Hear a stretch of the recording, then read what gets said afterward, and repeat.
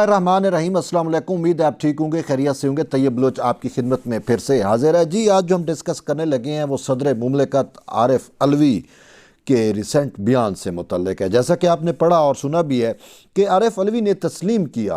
अब आरिफ अलवी तो एक है, लेकिन आरिफ अलवी किस ओहदे पे है वो हमें देखना है कि सदर आरिफ अलवी, तो सदर मुमलिकत ने तस्लीम किया है कि खुद जनरल बाजवा ने जो है वो इमरान ख़ान को इलेक्शन जितवाने में भरपूर हेल्प आउट किया। यानी कि ये बात हो रही है जनरल इलेक्शन 2018 की, जिसके ऊपर पूरी अपोजिशन शोर करती रही और कहती भी रही कि ये मैंडेट जो है वो चोरी किया गया, बक्से चोरी किया। और ये इल्ज़ाम जो है अपोजिशन की जानिब से तो लगाया जाता रहा कि बक्से जो हैं वो फौज ने चोरी कर लिए। तो अब सदर मुमलिकत ने वाज़े कर दिया कि भाई वाकई जनरल बाजवा ने जो उस टाइम आर्मी चीफ थे उन्होंने किस तरीके से हेल्प आउट किया। सिर्फ ये नहीं कि जनरल इलेक्शन में अवाम का मैंडेट सिर्फ चोरी नहीं हुआ, बल्कि उन्होंने ये भी तस्लीम किया कि सेनेट के इलेक्शन में हमें हेल्प आउट किया गया और इस तरीके से दीगर जो इत्माद अदम इत्माद शुरू में लाई गई थी उसमें उनको नाकाम बनाने के लिए हेल्प आउट किया गया। वो सारी कुछ जो आप पाकिस्तान के अंदर 2018 से लेकर अब तक एक मामला देखते आए हैं कि जिस तरीके से इमरान नियाज़ी की रजीम को जो है वो सिलेक्ट किया गया, वो सिलेक्ट करके उसको पाकिस्तान में किस तरीके से इंस्टॉल किया गया। अब वो बात ख़ुद सदर आरिफ अलवी ने जो है उस बात को जो है वो तस्लीम किया है और वाज़े तौर के ऊपर वो जो अबहाम थे वो दूर किए। लेकिन यहाँ एक अलग बात और है कि सदर जो है वो अब अपने बयान से मुकर गए हैं।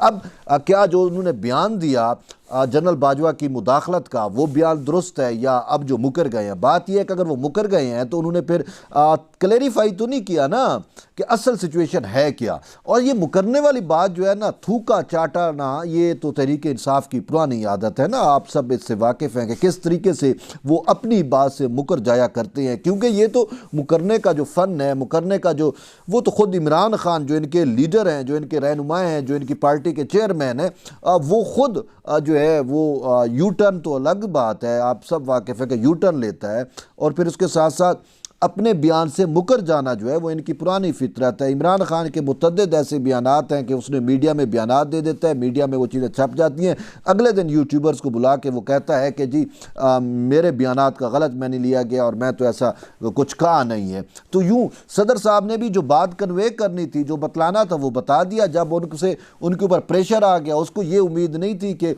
उसके बयान जो है वो इतना कारगर होगा और ख़ुद इमरान ख़ान के बयानिए को इतना नुकसान पहुँचेगा। तो जब उसने देखा कि इमरान ख़ान का तो सदर के इस बयान की से अब कख भी नहीं रहा, क्योंकि इमरान ख़ान बाजवे को कसूरवार ठहराता है, जबकि हकीकत अब सदर आरिफ अलवी ने खोल दी कि किस तरीके से जनरल बाजवा जो है वो इमरान ख़ान को हेल्प आउट करता रहा। तो यूँ तहरीक इंसाफ के चेयरमैन इमरान ख़ान का जो अब का बयानिया बनाया बयानिया, उसके गुब्बारे से जो है सदर के इस बयानिए ने इस बयान ने जो है हवा निकाल दी। तो ये चीज़ जो है वो सदर को शायद अब प्रेशर आया होगा, तो उन्होंने एक गोल मोल सी प्रेस रिलीज़ भिजवा दी सदर हाउस की जानिब से और कहा कि मेरे बयान का जो है वो गलत मैनी लिया गया। बहरहाल ये तो अहम चीज़ है जो सदर का बयान है, हम तो उसके बयान पे को जो है वो सच मानते हैं। क्योंकि सच क्यों ना माने कि जब देखें एक चीज़ आपके सामने आती है और वो बंदा सदर मुमलिकत के ओहदे पे बैठा हुआ बंदा ख़ुद इस चीज़ की जो है वो ख़ुद वो इस पर मोहर लगा रहा है कि वाकई ऐसा हुआ है। अब जबकि अपोजिशन जो है वो तो उसका बयानिया हमेशा से जो उस वक्त की अपोजिशन थी, अब तो वो हुकूमत में आ गई पीडीएम की, तो सारी जमातों का ये बयानिया था। अगर आप 2018 का इलेक्शन देख लें, 2018 के इलेक्शन को देखें कि 2018 के इलेक्शन को मैनिपुलेट कैसे किया गया। एक तो मैंडेट चोरी हुआ, उसमें भी हम आते हैं कि किस तरीके से कराची का जो कचरा कुंडी है वहाँ पे किस तरीके से हमें वो बैलेट बॉक्स, वो जो बैलेट पेपर हैं वो हमें वेरी नेक्स्ट डे वहाँ पे जो है वो कूड़े की नज़र हुए मिले। और यूँ तो कई ऐसे हल्के हैं जिसमें वो फार्म 14 उस टाइम था, वो फार्म 14 जो है वो उस टाइम नहीं मिला था।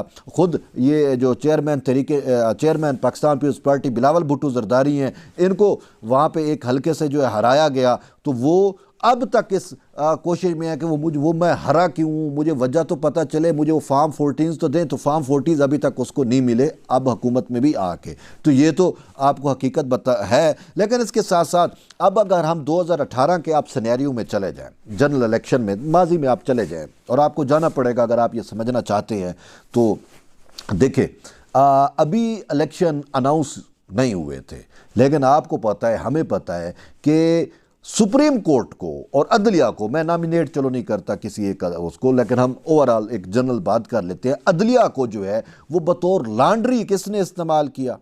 वो एक आम उस 2018 में तासुर था कि जिसके खिलाफ करप्शन के केसेस हैं, जिसको नैब पकड़ रही है, जिसके खिलाफ कोई भी मसला है, वो तरीके इंसाफ में चला जाए तो वो पवित्र होके आ जाएगा। और ये मुतअद्दिद मरतबा हमने देखा भी सही है कि कई लोग जो हैं वो पवित्र होके आए भी सही। आपके सामने की सूरत हाल है कि अगर आप उन चीज़ों को देखें कि जिस तरीके से ये सूबा जनूबी पंजाब महाज वाला सीन था, वो जो करप्ट थे, वो जो इलेक्टेबल्स थे, उनको पहले नैब से डराया गया, तो वो फिर उन्होंने कहा कि जी आप बोलें हम क्या करें। तो फौज ने कहा, उस टाइम के जो वो थे पॉलिटिकल इंजीनियर्स थे, तो पॉलिटिकल इंजीनियरिंग जो है वो बाजवा साहब ने की। तो बाजवा साहब आर्मी के हेड थे, तो आर्मी जो है वो पॉलिटिकल इंजीनियरिंग कर रही थी।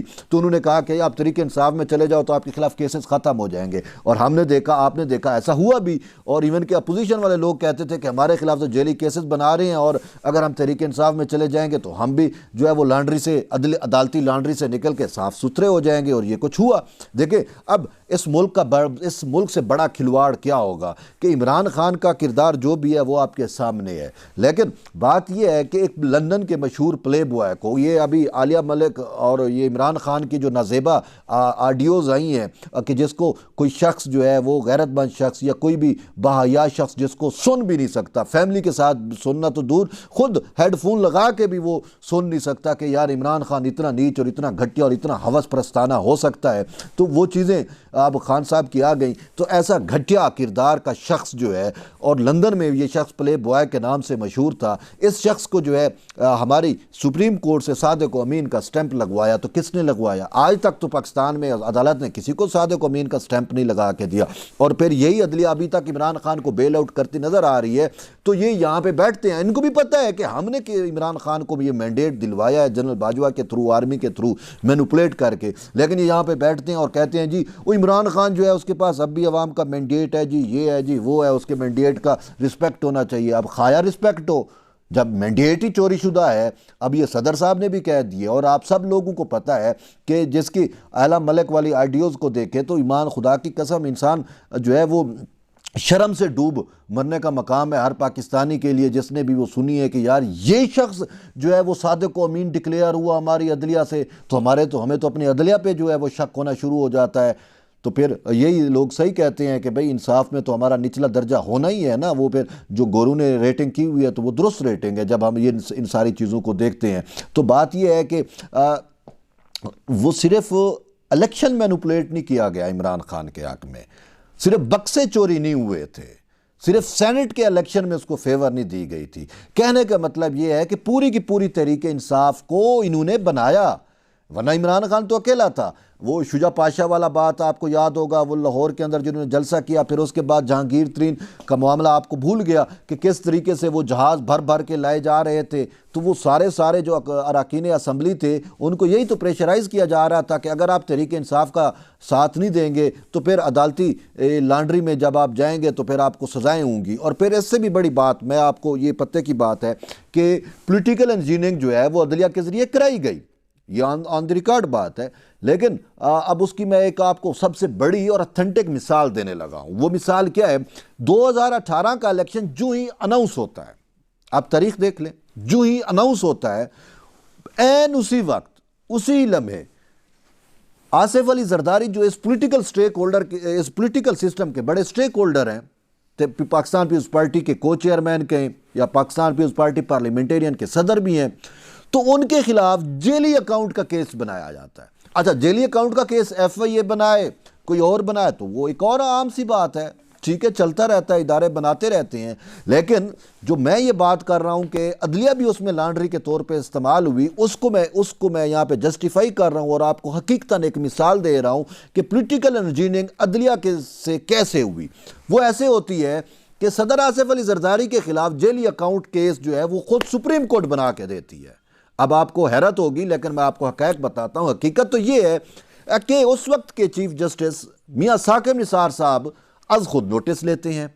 आज खुद नोटिस लेके FIA को तलब करते हैं। FIA कहता है ये तो छोटा सा केस है, मामूली केस है, हमारे पास शिकायत आई थी और ये वो। उन्होंने कहा मामूली केस कैसा है, आप आए हमारे पास, हम देखते हैं। तो वो रिकॉर्ड मंगाया जाता है और फिर FIA के वो DG बशीर मेमन, जिसका अपना भाई जो है वो कराची इसे सिंध से जो है जो एक क्या पॉलिटिकल अलाइंस बना था, GDA शायद उसे कहते हैं, ग्रैंड डेमोक्रेटिक अलाइंस, जो पाकिस्तान पीपल्स पार्टी के मुखालिफ बना था सिंध में।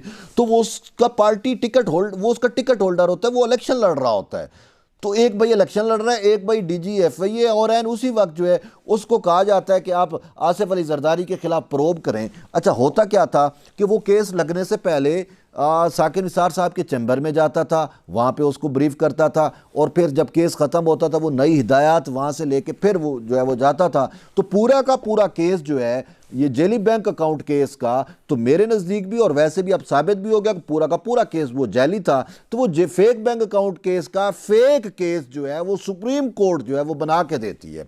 और जब चीफ जस्टिस साकिब निसार इसका सुमोटो जब उस टाइम लिया था, तो आपको भी याद होगा, ये चीज़ तो ऑन द रिकॉर्ड है कि आसिफ अली जरदारी ने लाहौर में प्रेस कॉन्फ्रेंस करते हुए वाज़े तौर के ऊपर कहा था कि ये प्री पोल रिगिंग है, ये जो मेरे खिलाफ झूठे केसेस बनाए जा रहे हैं ये प्री पोल रिगिंग है। और फिर वक्त ने साबित किया कि किस तरीके से रिगिंग हुई। अवाम का मैंडेट तो चोरी हुआ, लेकिन जो इमरान खान के बड़े सियासी मुखालफीन थे उनके खिलाफ लाफेयर नाफिज किया गया।